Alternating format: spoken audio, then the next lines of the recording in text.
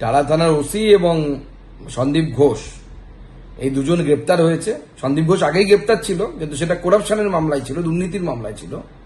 এই প্রথম গ্রেপ্তার হলো ধর্ষণ এবং খুনের মামলায় তথ্য লোপাটের জন্য। তো আমরা আশা করব যে সিবিআই থেকে সঠিক জায়গায় পৌঁছবে, কিন্তু একটা থানার ওসি বা একটা কলেজের প্রিন্সিপাল তারা শুধু এই নিজের বুদ্ধিতে এই কাজ করতে পারে না। বিশেষ করে এই যে ওসি চিঠি লিখেছিলেন যে আমি বলছি আপনারা পোস্টমর্টমটা করুন, যখন ডাক্তার ম্যাডামরা নোট দিয়েছিলেন ম্যাডাম যে এই রাত্রিবেলা পোস্টমর্টম করা যায় না, এর জন্য স্পেশাল ইয়ে দরকার, পারমিশন দরকার, তখন সেই থানার ওসি একবারই অর্ডার দিয়েছিল। এবার থানার ওসির পক্ষে সেটা সম্ভব নয়, উপর থেকে নিশ্চয়ই কারো নির্দেশ ছিল।